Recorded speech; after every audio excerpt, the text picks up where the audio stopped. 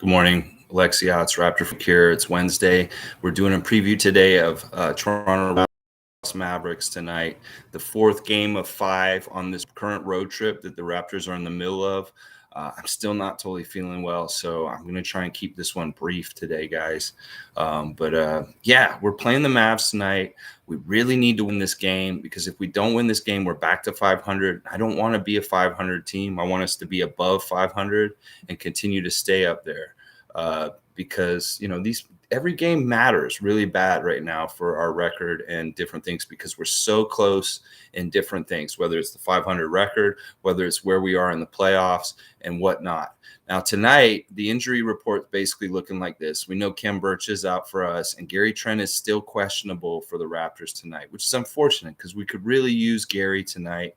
It was his birthday yesterday. Lots of nice birthday wishes and all kinds of stuff to him. There was video of the rookies on the plane to Dallas singing happy birthday to him, Scotty, Justin, and Delano. It's very cute, very cool. Kind of a timid, like not a very harsh rookie kind of thing that they do to the rookies usually.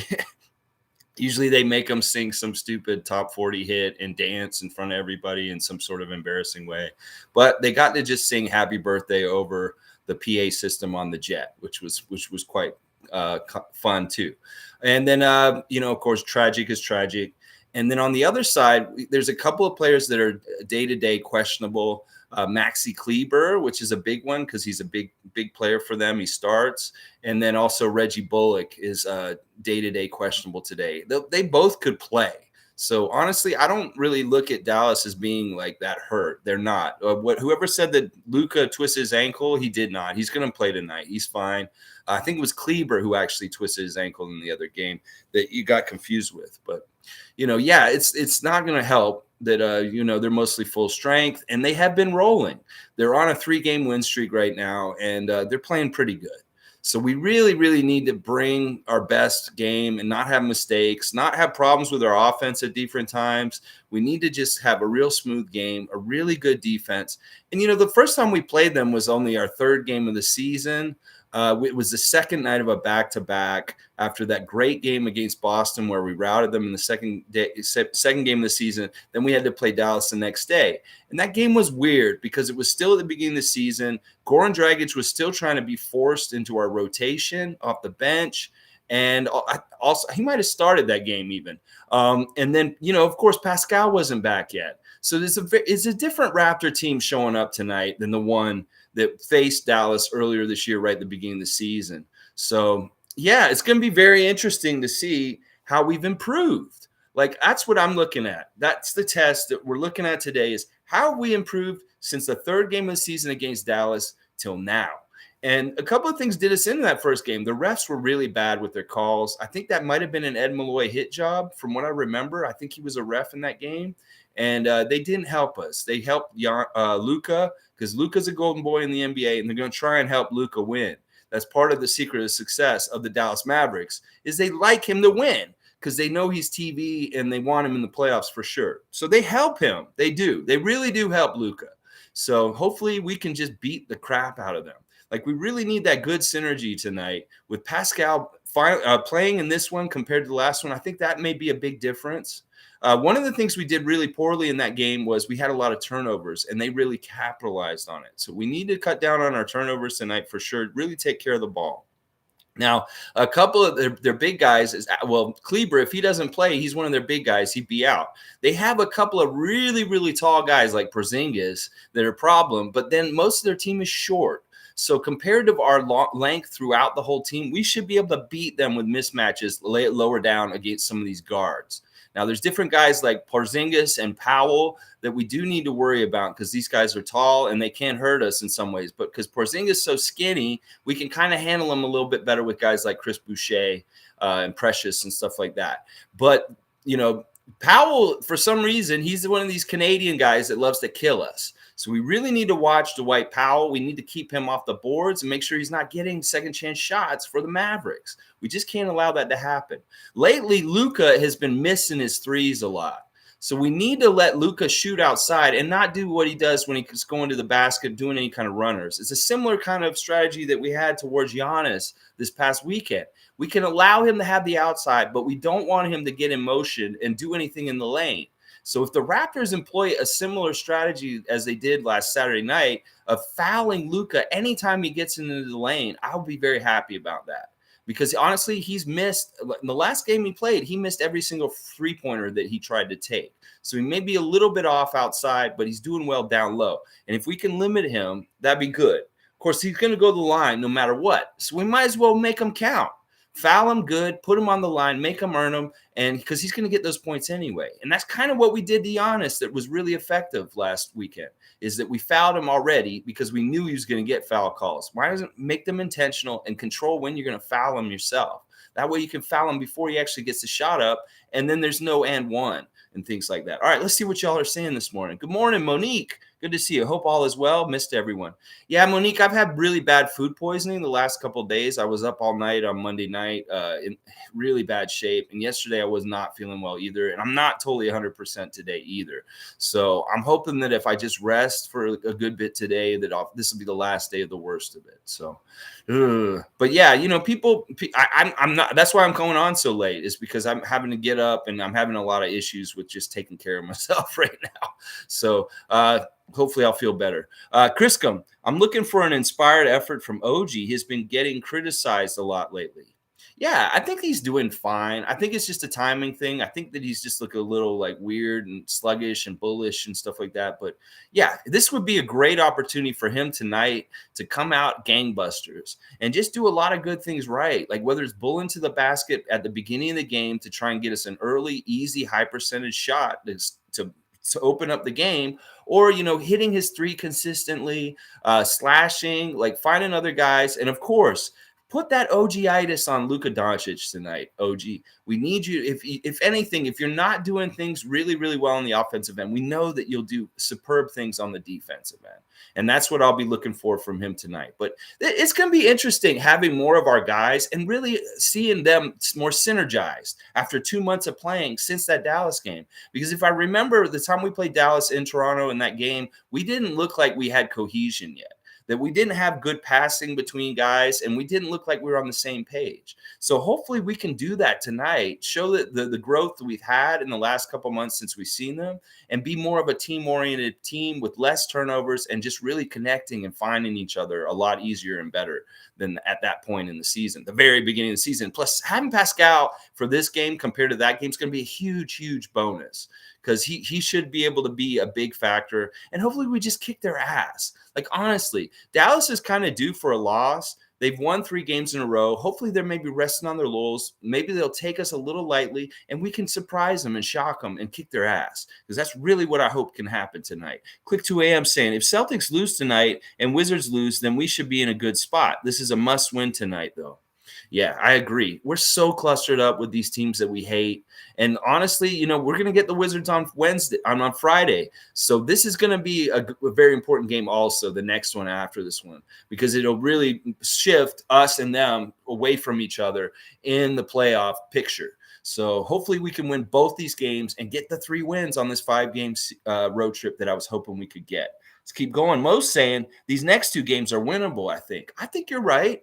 I mean, Dallas is going to be a tough one because, honestly, they are a top Western team. Like I said, they get a lot of help from the refs and the NBA office because it's Golden Boy Luka and stuff like that. And they want to push him as a big star and make sure that he's winning and stuff like that. And we'll see who the ref crew is tonight. Like, that is always something that tells me something. If I see a fishy ref in the ref crew right from the start, I'll know that maybe possibly Dallas has an agenda, or they have an agenda to help Dallas win this game tonight, no matter what.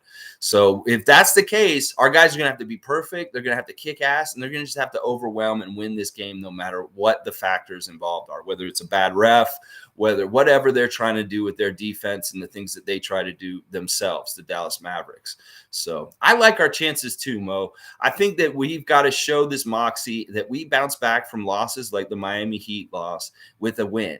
and that we don't want to get on any kind of losing streaks in this season where everybody's so close together, like Click to AM is saying, where we would move around in the playoff standings really quickly and fast just from even just one loss like we did from the last game.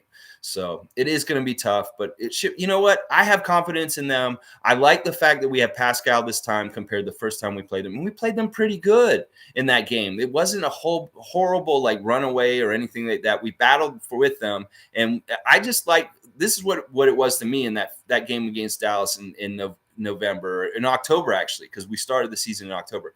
That game to me was really messed up by the rotations, Nick Nurse putting in Goran for too much of that game and wasting time on him. That was a big part of what lost that game for us against Dallas to be the year. So Goran's out of the picture and insert Pascal in those minutes instead, and boom, we should have a huge, huge improvement. Now, our big guys are going to really have to play well against the Dallas big guys, and that means boxing out and just trying to keep them away from the basket. Porzingis is such a weird, unique talent. We really need to watch out for him in some ways and not let him get any kind of offense going, because he really can have really bad games where he does nothing sometimes. And that's what we can hope for tonight. Let's see. Raymond Jacob, good morning. Good to see you as usual. Yeah, Alex, we need to write a letter to the NBA. Tell them the refs better stand still during free throws. You notice that again, that happened in that Miami game. The ref came into the lane again. None of the players come into the lane, but the ref comes into the lane right when they're in their shooting motion. Yeah, it's really bad. We know what y'all are doing, NBA. We're paying very close attention to what you guys are doing in the refs and stuff, and we're not stupid. Like, Raptor fan may have been not very well versed in the rules of basketball, maybe 20 years ago or something like that, but we're all educated now. So we can see your bullshit, and, we'll call you out on it, like, honestly. Kirskum, OG about to shut Luka's ass down tonight. I would love to hear that, and I want to see it. The OG-itis is a phenomenon that hits all kinds of superstars in the NBA when the Toronto Raptors come to their town. And I hope that it happens again tonight. Kenrick, I think they will beat Dallas down tonight. We're a better team. All right, this is for Tom Duke. The realistic mascot challenge, the Raptor versus the Maverick. Well, the Maverick is you know what a Maverick is? It's like a cowboy. It's like somebody who lives out in the Wild West and doesn't necessarily go with the rules. He's somebody who's out there maybe doing things that are mavericky, maybe chasing tumbleweeds and shooting wild dogs, stuff like that. Yeah. Well, there's a new sheriff in town, and that sheriff, he's a red guy, and he's got a couple people on his hit list like Devin Booker. Yeah, that's Sheriff Raptor, and he strolled into town and he wants a high noon with this maverick outlaw that's running around in the Wild West shooting wild dogs. Well, it's gonna be time, and when high noon comes at night. Yeah, it's gonna be on some Ennio Morricone stuff. Once upon a time, we're gonna see them at high noon in the street. It's gonna be, you draw first, and the Raptor drew first, and Sheriff Raptor took out the Maverick, put him in jail with Otis the drunk. Oh yeah, that's how it's going down tonight. That's for Tom Duke. Okay, I don't know what more to say. I think after what I just said, that's enough.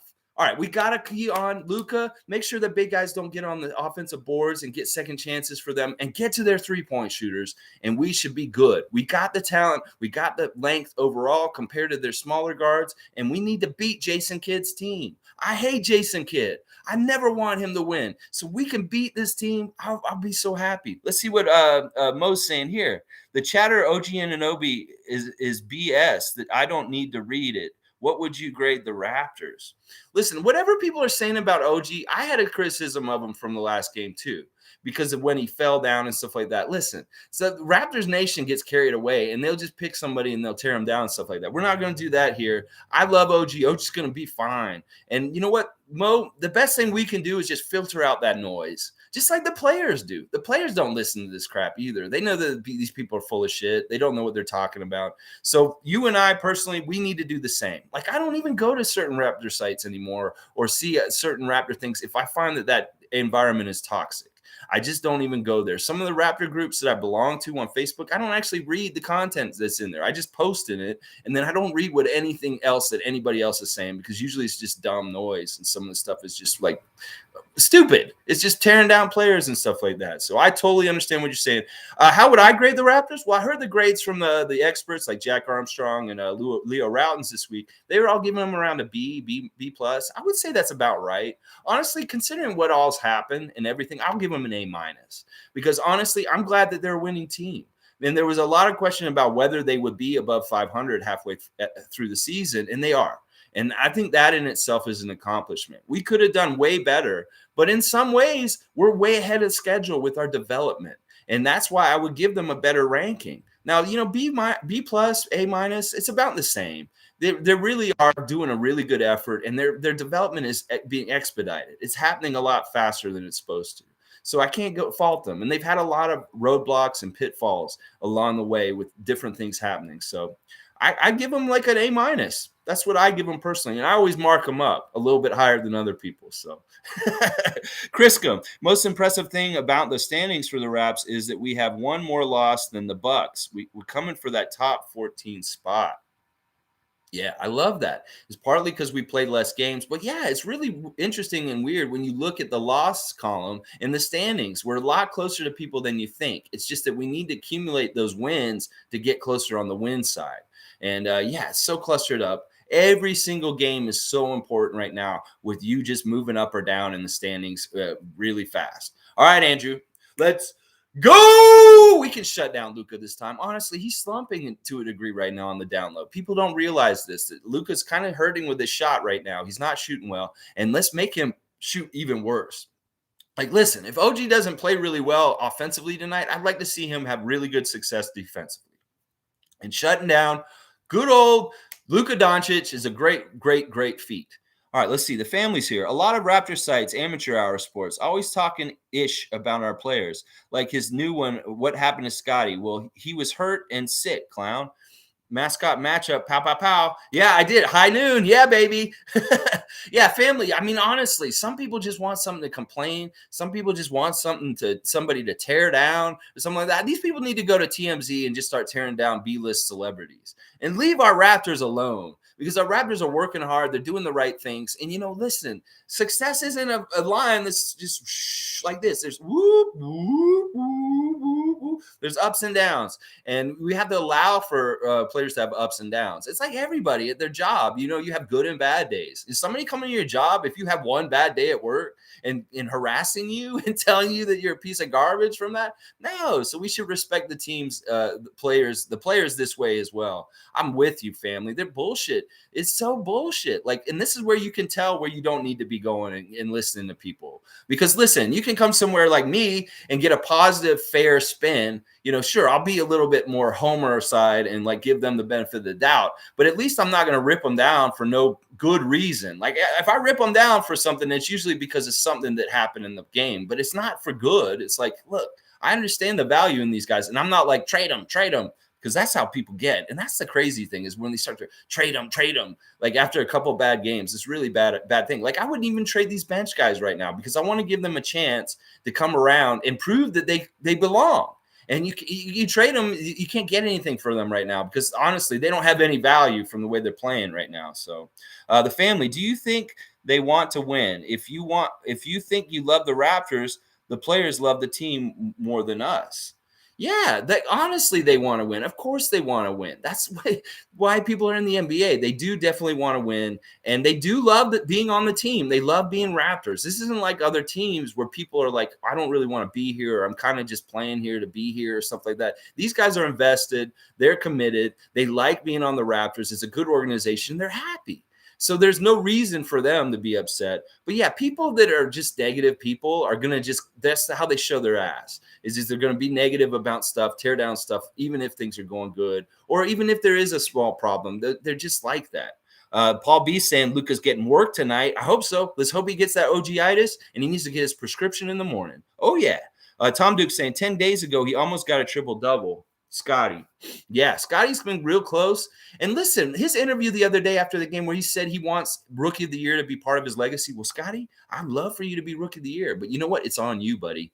You're going to have to go out there and elevate your game. And since you've hit these rookie walls recently, your game has kind of gone down since the beginning of the season. So you're going to need to get back to that level you were at the beginning of the season to really prove to the NBA that you are head and shoulders above those other three good candidates, Evan Mobley, Cade Cunningham, and Franz Wagner.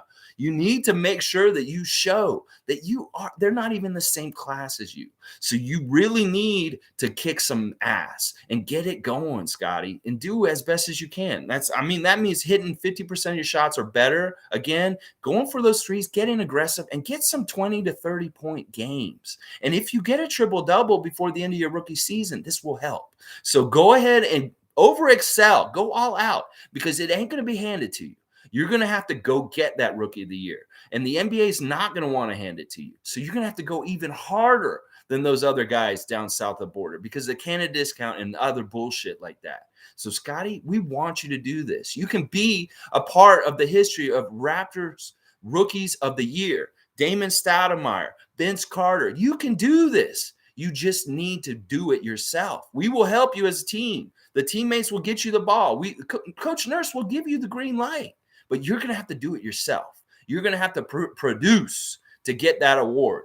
It doesn't just get handed to you. You're going to have to earn it. And I want to see you earn it so bad because I know when you come out there and you play at your fullest ability and you start messing around and trying to get triple doubles, 30-point games, you're going to be a badass, and it's going to help the Raptors win.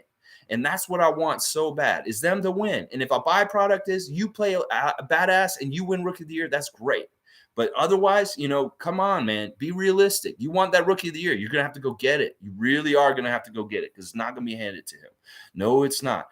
Click 2 a.m. At the end of the day, we're not on control of the team and the decisions they make. We're just here to watch and enjoy. That's right. We're not Bobby Webster. We're not Nick Nurse. This is, we got to trust in Masai, trust in Bobby, trust in Nick, trust in our players. That's it, So thank God none of these fans are the GMs because we'd be trading guys around and we'd have such a garbage team at this point.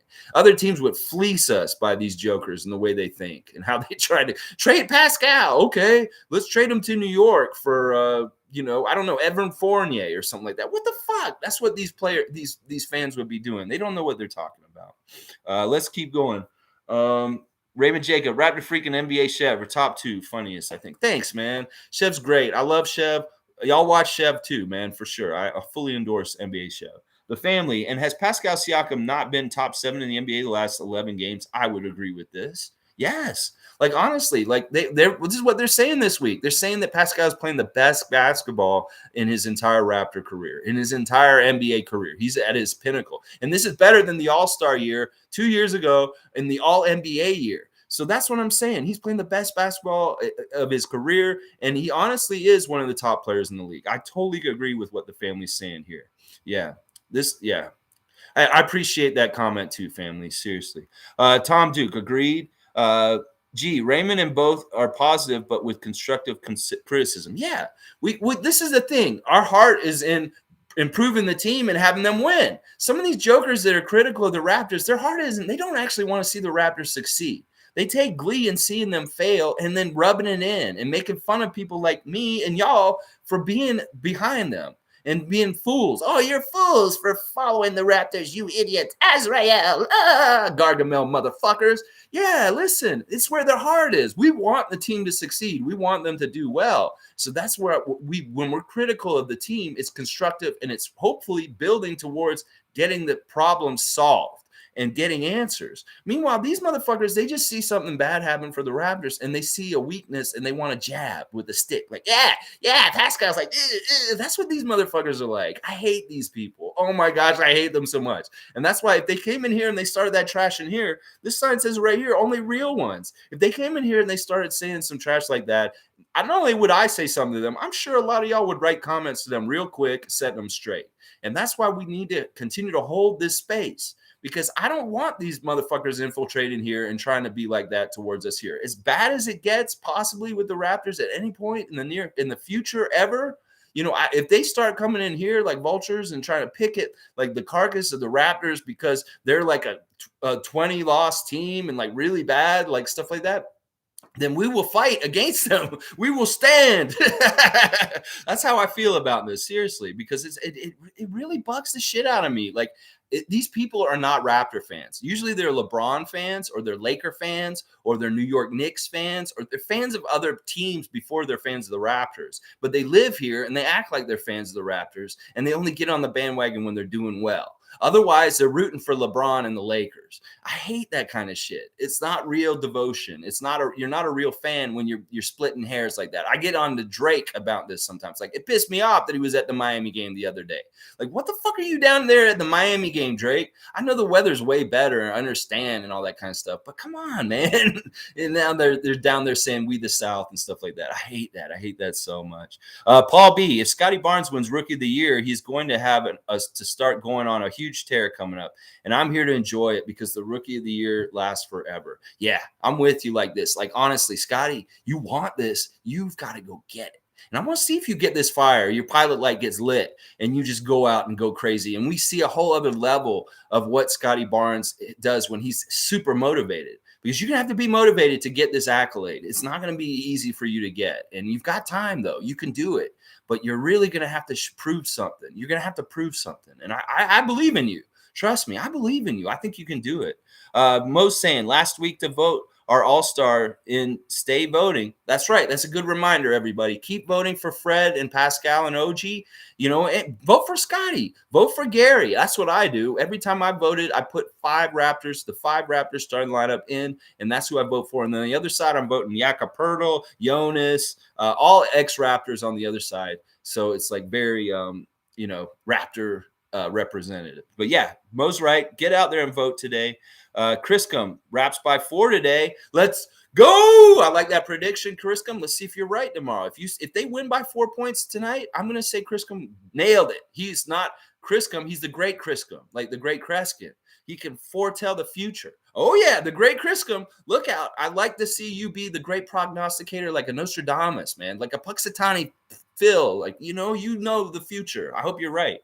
Kenrick saying Luka needs the ball to get everyone going. If we control him, good. It could be very similar to what we did to Giannis. Like, they're similar players in some ways, Luka and Giannis, with their roles on the team and how much they make everybody better around them. So if you really stifle them and don't let them do anything, kind of like what they did to Fred with the Miami game, this last game, where they stifled him right in the middle around the court, it was a similar thing to what we did to Giannis on Saturday night. That if we can foul Luka anywhere near the free throw line when he's starting to make his move towards the basket, that could be a really good, sound strategy. Now, hopefully we'll have more live bodies so we're not messing around with any foul trouble late. And if it is Dallas and we have a shady ref, this could be a very risky strategy to foul Luka a lot, like we did Giannis, because there could be some foul trouble, and we may not have as much luck keeping them in the game tonight as we did on Saturday. So it's a great strategy, and it'll work. But that is that tightrope that you have to walk when you get in foul trouble with some of your big superstars. So let's keep going. Yeah, I really like the idea of doing that. Again, we control Luka and don't let him to facilitate or to get going like in different ways, that can really stymie Dallas's offense overall, because he is the key to it. Paul B, I think the Bucks game was Siakam's best regular season game he's ever had. I wouldn't disagree with that. It was a triple-double. He facilitated. He guided his team to a win on a home court against the champs, and that is not a slouch thing to do. So I won't disagree with that. That may be Pascal's greatest game as a Raptor. I mean, some of the playoff games and some of the things he's had to do with being clutch, I don't know. There may be some competitors, but I think you might be right. It could very well be game one of the finals. See, okay, Paul B saying game one of the finals was this. Yeah, that's what I was going to say, is maybe something from like the championship run. Let's see. Tom Duke has retracted his messages, so we'll keep going. Andrew, the thing about Pascal is his stock only grows bigger as older stars like LeBron and Westbrook fade away. Wow.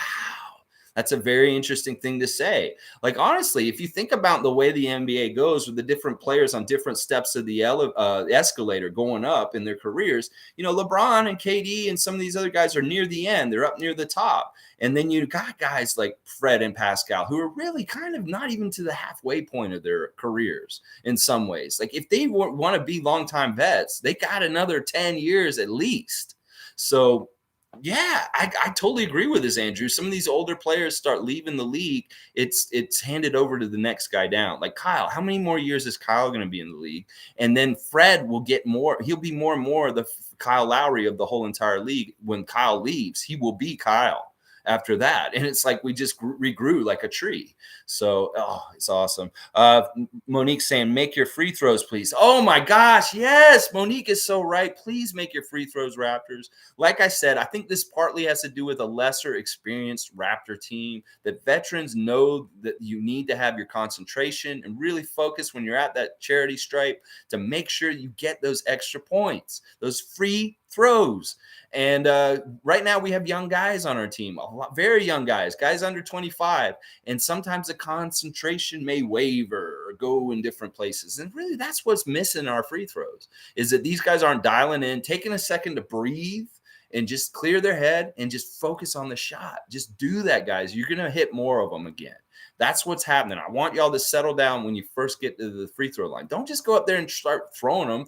Take a second to collect yourself, because I really feel like that's part of what's happening here, especially with you guys playing so many minutes. Some of y'all are playing 40 minutes a game, that it can be, you need to take that chance just to catch your breath and really collect yourself at the line, and you'll make sure you'll make them. Yeah, because it's a big problem. It hasn't been a huge problem in some of the losses, but it hasn't. Like even some of the wins, we've had bad free throw shooting and we've won games. So we don't want it to be something that comes back and bites us in the ass eventually in one of these games, just how close it is. So, yeah, please make free throws. We are throwing away free points. Yep, this is reiterating. Everybody's saying this, so it must be, hopefully, I don't know if they have like a jar or something. They used to fine players for missing free throws. Some teams did that. They made them run suicide, something like that. You need to give them some sort of incentive to make sure that they make their free throws. Is it works sometimes. It really works, and it makes a team shoot better free throws when they have incentives to make them. So it could be prizes. You get a prize for making all your free throws. You get a championship belt, stuff like that. Let's see. Andrew, our guys' confidence is up after a string of good games versus top opponents. I think so too. But when we can't come out light, we can't come out flat. We got to come out and punch them in the face first. And in a few of these games recently, the other teams come out and punched us in the face first. Whether it was Miami, Detroit. We can't have that happen tonight with Dallas. We need to come out and punch them in the face first and just start rolling. And if we could have the lead most of the game tonight, that would be fantastic, because I don't want to be playing from behind. We don't need no Christmas Day miracle against Dallas like we did with Lowry and that tough crew that came back from 30 points down in the second half. We need to go and get the lead, hold it, and make this game a controlled game by the Toronto Raptors. That's what I really, really hope for. Paul B saying, you said it, free throws, box out for rebounds, and Precious Boucher, just dunk it if you're at the rim. Yes. Green light to everybody who's in the regular rotation right now. Honestly, green light to everyone. If these guys get in off the bench, I want them to take it with confidence like they're going to make it. I'm talking to you, Yuta. I'm talking to you, Svi. I'm talking to you, Malachi. If you guys even get a chance to get out there. And the other guys, I give them all a green light. Precious, too. I want Precious to shoot as often, as much as he wants. It doesn't look ugly to me. It looks like he's working it out, and he's looking better and better with his offense as we go. So why not? If we're doing it for Scotty, we need to do it for Precious also. And Chris, I love Chris being aggressive going to the basket. Hasn't it been real nice to see him drive to the basket and throw it down on people? Like, honestly, he could do that in some ways all the time, because he's a lot like Pascal. He's a very slender guy who can slither through people, and he's quick enough to get around people and stuff like that. That kind of part of his game could get developed even more at some point. Chris going to the basket, like, ooh, that's a nasty thing if you think about that. All right, let's keep going.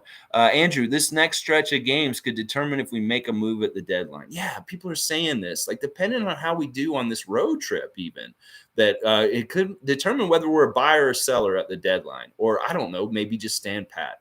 But yeah, you're exactly right. Depending on how we do and which way it seems like we're heading. I think we're heading up, but if it seems like we're heading low, then maybe we start selling or something. I don't know. Hopefully we don't do a whole lot because honestly, I like the team that we have. Just trade Dragic. So let's keep going. Monique's saying apparently they popped Champagne's finger back in. Yeah, they popped the champagne on the jet for Gary's birthday yesterday. Yeah, that's really good that Justin's finger got popped back in and that it's not going to be a major issue. And he's not on the injury report, so we should fully expect him to be there and dressed and ready to play. Paul B. Oh, random thought. I've been listening to that new KRS track you mentioned. Damn good. Thanks for the suggestion. World needs way more of that. I love that track because honestly, he says he has a commentary in it about how the state of hip hop at this point right now. And what he says is so awesome. There's a couple of old school MCs that are out putting stuff right now that I love because listen, some of the hip hop out there right now is just all butts, money, hanging out at gas stations, being fake gangbangers. And like this world doesn't need this kind of crap right now. We need to get away from materialism and violence. And, that's why I love the cerebral hip hop like lyricists like KRS-One or Murs. Murs is amazing. Murs has, all right, here's one for you, Paul. Go watch Murs today. The video's GOAT. It's so good. And one of the lyrics is like, fuck Donald Trump, fuck Hulk Hogan, fuck Vince McMahon. It's just like, he's like, fuck, what is it? The insufficient funds penalty. He just goes through a whole list of like telling what he's saying, like, fuck this, fuck that. It is so good. Murs GOAT remix. I think that's what it is. It's so good. It was one of my favorite videos last year. And he does like a whole tribute to Public Enemy in it and like talks about Mike Tyson in the video. It's just old school. And it's just like the way that stuff's supposed to be done, not with all this auto tune and these click tracks and the same sound and bullshit. It's about the lyrics and putting the flow and the beat and having that voice and that all that kind of stuff is so much more important than just like jumping around and acting like an idiot, which is a lot of what hip hop, some of this, I don't even call it hip hop. There's real hip hop. And then there's this garbage that's like put out by, I don't know what it is. Anyway, moving on. That's my aside, Paul. Murs, MURS, GOAT remix. Such a good video. He has other good stuff from last year also. One of my favorites right now. Andrew, do we have any returning players tonight? Hopefully Gary. Gary's on the fence. I mean, it's questionable once again. I think this is similar to like the last couple times. I wouldn't hold my breath that Gary's going to be back, but it was his birthday yesterday, and it could really help us tonight. But yeah, he's the only one. They said that Kem's going to be 10 to 14 days, like from the other day. So we can expect Kem to be out for maybe 2 weeks. So, all right, let's see. Paul B, we need some offensive threats off the bench. Yes, we need a Tyler Hero. We need a player like Tyler Hero off our bench right now. We need like a Lou Williams, something like that. Totally. Andrew, thank God the Raptors are on a road trip during this cold weather coming up. We don't want to scare Scotty from resigning. Yeah, that's hilarious. William Lou posted this picture of people pushing a TTC bus out of the snow, and he's like, "Thank God Scotty's in Miami right now." He's not seeing that. You're totally right, Andrew. That it's really good that they are on the road right now, and he's not getting to see just how messed up this city is right now. It has really been messed up the last 2 or 3 days, and they had to have a couple days off. Let's keep going. Paul B. Murs did that YouTube video. Why the Beastie Boys are the greatest group of all time, right? He might have. I'm not sure. Yeah, but he does a lot of tribute kind of stuff like that. There's also a couple of guys that are doing style like Beastie Boys, B-boy kind of hip hop. The guy's named Joey Valance. Look him up too. His sounds just like the Beastie Boys. Their video is really goofy and kind of do it yourself. But they have the same kind of b-boy style of rapping with each other like the Beastie Boys do. And, with MCA, like Gone and stuff like that, it's so, like, hard because there's no Beastie Boy albums coming out. They were so good at bringing out albums over and over again up until his death. And it's just sad now that it's kind of cool to hear a newer artist actually doing that style and sounding a little bit like the Beastie Boys. His name's Joey Valence, like a valence electron or whatever. Like, I'm getting into physics now. But yeah, he's another one I recommend right now that just came out. Criscom, any idea if Gary's back? He's a good difference maker since he creates his own shot. Honestly, the last couple of times I've seen him shoot before the game, he looks fine. His ankle looks fine. He looks like he's moving okay. He's hitting his shot. I don't understand it. I think that maybe it really does hurt to a degree and that he's having problems with it. So I don't know. I hope he's back tonight. He'd be a huge plus because honestly, our rotation's been so tight with how he's playing the players right now, Nick, that we need that extra body just to go into it. Then maybe we can have like a 7 or 8 man rotation instead of just playing 6 or 7. Because like I don't like that. The more bodies we have that are capable out there and we can depend on, the better, because that means the minutes are getting more spread out. So I'd really like Gary to come back tonight, even if he's coming back just to not many minutes because of conditioning or whatever. Monique saying, news and notes for you, Alexi. Gillespie is in the G League and 905 lose to Windy City Bulls. Yes. Thanks for bringing this up, Monique. Yeah, Freddie Gillespie had a good game for the Memphis Hustle last night or yesterday, either yesterday or the day before. He got 22 points, 9 rebounds. Good game for Freddie. It was nice to see that. And then, of course, the 905 played last night. That was an interesting game. I watched the end of it. We lost to the Bulls. That wasn't good. But Giannis and Thanasis were both there to watch Alex Antetokounmpo play for our team for the 905. They were both sitting right front and center, Giannis Antetokounmpo, at the 905 game last night because it was in Windy City, Chicago. I don't know, somewhere near Milwaukee. They had an off night. So they went and traveled, and they sat through that whole freaking game and sat there and just watched the whole thing. And Alex actually got to play, which was interesting. Like Antetokounmpo, he actually got to play, and he got some points. So I don't know, because he doesn't normally get to play that much. And maybe it's like that's why they showed up. Giannis was like, you're going to play my brother tonight because I'm here. And Mutombo did. He put him in, and he gave him some good run, and he actually got double digits in scoring. So that was very interesting. Very, very interesting stuff. Paul's saying that the Beastie Boys were original influencers. They were a big part of like early hip hop, but man, there's so many other bands right around that time too. Run DMC, you could go into Sugar Hill Gang kind of stuff and like all this stuff from back then, man. Boogie Down Productions, Public Enemy, NWA. There's so much. There's actually an artist, I don't know his name or something, but he put out this amazing like pictures with all these hip hop stars from the beginning, all their faces on there. There's like 2 Live Crews on there, Salt and Peppa, MC Light, Biz Markie, Big Cool Mo D, Big Daddy Kane, Q-Tip. Everybody's on there. It's so good. If I can find the image, I'll put a link to it in the comments to this video down below. Let's see. Andrew, Boucher is untradeable at this point, in my opinion. He is literally our only bench production, and he's been one of our best 4 or 5 players lately. Yeah, I agree. I don't want to trade anybody, honestly, other than Goran. Goran is the only one. Tribe Called Quest. Yeah, that's a great. Oh man, that's one of my favorite old groups from back in high school. Paul B, 90s era, the magazines, clothing brand, they told you what was cool. And just look at the Lollapalooza type era. It was a whole time, man. I went to the 3rd Lollapalooza, I think. It was the one where they had Rage Against the Machine was like opening for it. Like they weren't even known yet. Like the first time I ever heard Rage Against the Machine and Tom Morello play guitar, it just blew my mind. Like all of a sudden it's like daylight, the beginning of Lollapalooza, and he comes out and his guitar was just like, woo, woo. I was like, I'd never heard a guitar do that before. It completely blew my mind. And that's how I got into Rage Against the Machine. I saw them live first.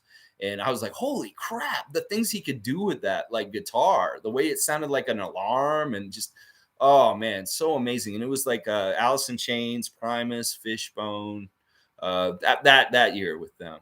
Anyway, guys, well, all right, we got a little bit of music talking today. We got to beat the Mavs. No second chance points. Get to their 3-point shooting. Foul the hell out of Luka. Give him the OG-itis if we can. And let's see the difference with having Pascal available for this game and not Goran. That's the switch we're making from the first time we played him. Is Goran's out of our rotation and Pascal's in? That's a great switch. I'll take it any day. So hopefully we can just beat the crap out of the Mavs tonight. We can't let this game be close because the refs will manipulate and help the Mavs win this game. They will. I know for sure.